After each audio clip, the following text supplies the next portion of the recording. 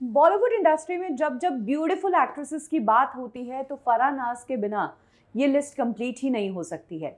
वो बेहद खूबसूरत थी और स्क्रीन पर जब जब आती थी बस उनकी रौनक उनके साथ रहती थी।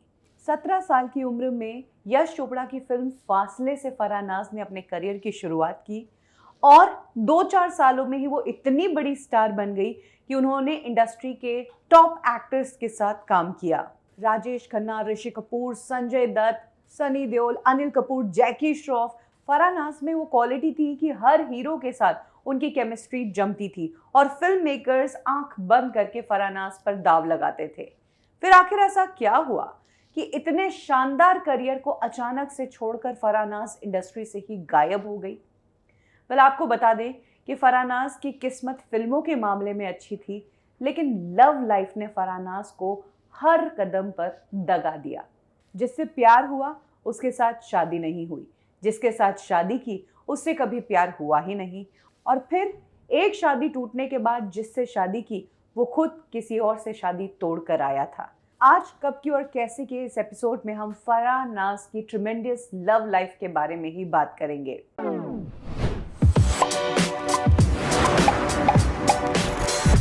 फराह नाज़ को इंडस्ट्री में प्यार तभी हुआ जब वो अपनी पहली फिल्म कर रही थी।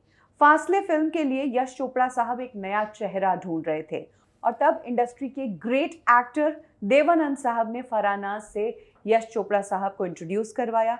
यश चोपड़ा ने फराह नाज़ को देखते ही अपनी इस फिल्म में कास्ट कर लिया और इसी फिल्म में यश चोपड़ा साहब के असिस्टेंट के रूप में काम कर रहे थे राजेश सेठी। राजेश सेठी यश चोपड़ा की टीम के वो डायरेक्टर थे जिन पर यश चोपड़ा आंख बंद करके विश्वास करते थे और उन्हें पता था कि वो नहीं है तो राजेश सेठी सारा काम संभाल लेगा। यही कारण है कि जब इस फिल्म के कुछ सीन्स शूट करने थे और यश चोपड़ा साहब अपनी दूसरी फिल्मों में बिजी थे, तब राजेश सेठी ने ही फिल्म का काफ़ी कुछ हिस्सा शूट किया और यही वो टाइम था जब वो फराह नाज़ को पसंद करने लगे। फराह की उम्र कम थी, ये लव करने की एज थी, उन्हें भी राजेश सेठी अच्छे लगे, इसीलिए फराह भी उनसे प्यार करने लगी और यहाँ से दोनों की लव लाइफ शुरू हुई। फराह इतनी शानदार एक्ट्रेस थी कि उन्हें ज़्यादा समझाना नहीं पड़ता था और ज़्यादा टेक्स भी नहीं लेती थी और ज़्यादातर हीरोज़ के साथ उनकी केमिस्ट्री जमती थी, इसीलिए उन्हें फिल्मों पे फिल्में मिल रही थी। वहीं बात करें राजेश सेठी की, तो यश चोपड़ा के अंडर काम कर रहे थे और आगे चलकर वो डायरेक्टर बनने वाले थे और समझा जा सकता है कि जिसने फिल्म मेकिंग के गुर फिल्मों के एक्सपर्ट से सीखे हैं तो वो भी आगे चलकर कितना बड़ा डायरेक्टर बनेगा। इस जोड़ी को एक शानदार जोड़ी माना जा रहा था। हालांकि फराह और राजेश ने लंबे समय तक अपने अफेयर को छुपा कर रखा, क्योंकि फिल्म इंडस्ट्री में अगर किसी एक्ट्रेस के अफेयर की बातें हो जाती है तो फिर लोग उसकी शादी तक पहुंच जाते हैं और इसका असर उसके करियर पर पड़ता है। इसीलिए फराह ने अपने अफेयर की खबर किसी को नहीं बताई।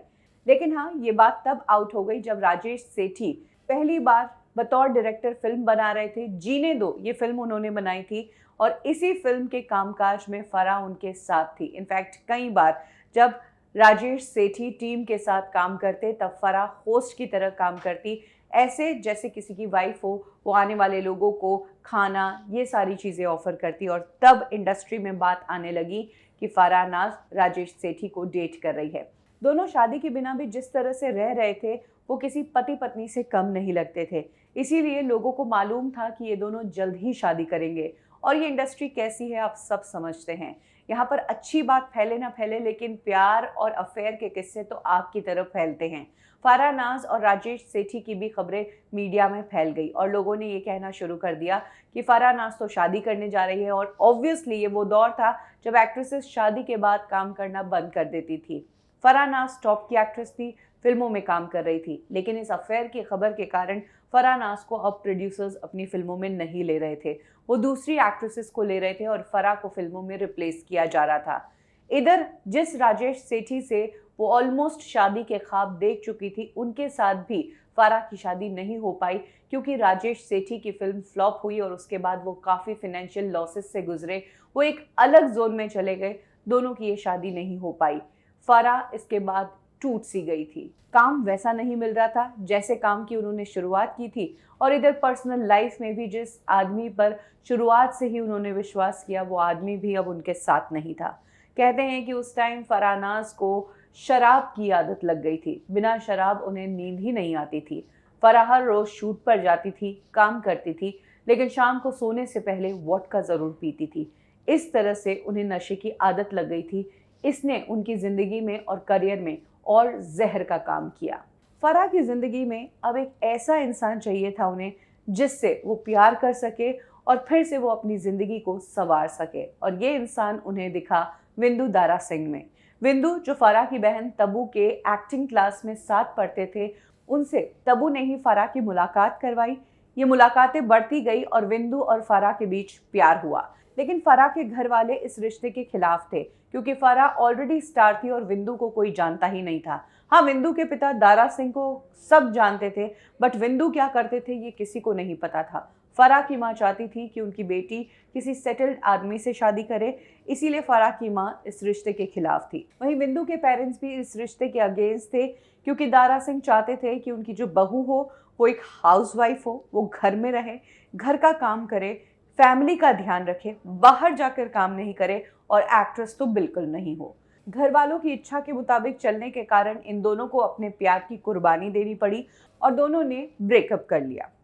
इधर विंदु अब अपना करियर बनाने लगे थे, वो फिल्मों में काम करने लगे थे। ऐसे ही वन ऑफ द फिल्म की शूटिंग के लिए उन्हें जब तमिलनाडु जाना पड़ा तो वहां पर उन्होंने फराह को बहुत मिस किया, बट तब वो फराह से बात नहीं कर रहे थे और उस दिन उन्हें लगा कि फराह के बिना उनकी जिंदगी अधूरी है, फराह के बिना वो नहीं रह सकते। तमिलनाडु में ही उन्होंने डिसाइड किया कि मुंबई जाकर सबसे पहला काम जो वो करेंगे वो फराह से शादी करना होगा। विंदु ने किया भी ऐसे ही। वो आए मुंबई, फराह के साथ कोर्ट मैरिज की और उसके बाद परिवार वालों को बताया, तो परिवार वालों के पास भी ऑप्शन नहीं था। परिवार वालों ने भी इस रिश्ते को एक्सेप्ट कर लिया। इधर फराह, जो ऑलरेडी लाइफ और करियर से धोखा खा चुकी थी, वो अब एक सेटल्ड जिंदगी चाहती थी और इस ग्लैमरस वर्ल्ड से दूर जाना चाहती थी। वो अब एक फैमिली बनाना चाहती थी। यही कारण है कि विंदु से शादी के बाद फराह ने सिर्फ अपनी फैमिली लाइफ को आगे बढ़ाया, करियर को पीछे छोड़ वो विंदु की वाइफ बनकर रहने लगी और कुछ ही समय में उन्होंने विंदु से एक बेटे को जन्म दिया, जिसका नाम रखा गया फतेह। प्यार मिल गया, प्यार से शादी भी हो गई, शादी के बाद फैमिली भी बन गई।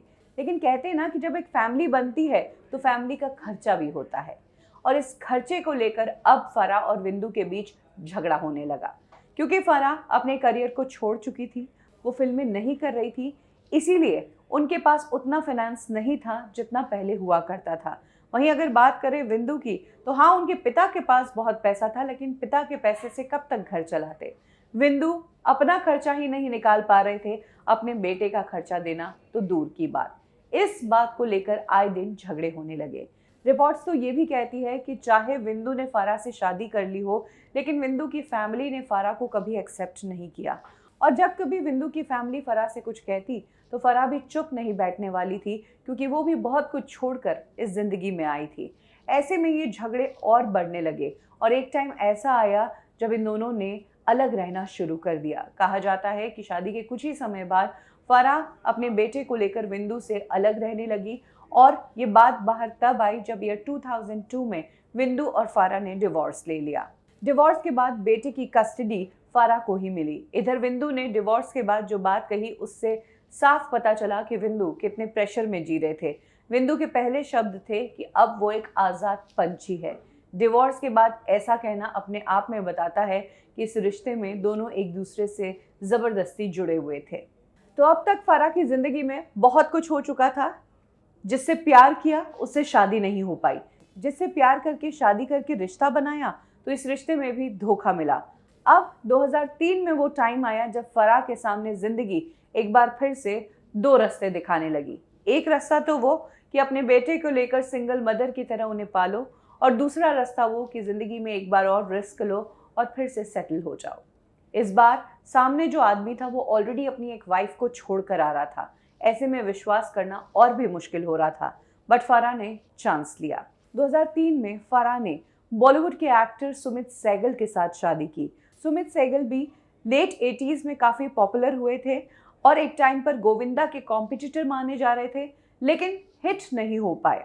हैंडसम बहुत थे, बट जिस टाइम वो फराह से मिल रहे थे तब वो सिंगल नहीं थे, वो ऑलरेडी डिवोर्सी थे और इस डिवोर्स से उन्हें एक बेटी भी थी। इधर फराह को भी ऑलरेडी पिछली शादी से एक बेटा था। ऐसे में शादी नहीं करने के तो बहुत रीज़न थे, लेकिन सुमित जैसे थे वैसे फराह ने उन्हें एक्सेप्ट किया और फराह जैसी थी वैसे ही सुमित ने भी उन्हें एक्सेप्ट कर लिया और इस तरह से दोनों ने म्यूचुअल अंडरस्टैंडिंग के साथ शादी कर ली। 2003 से लेकर आज 2022 में हम बात कर रहे हैं। सुमित सहगल और फराह नाज़ एक अच्छी ज़िंदगी बिता रहे हैं।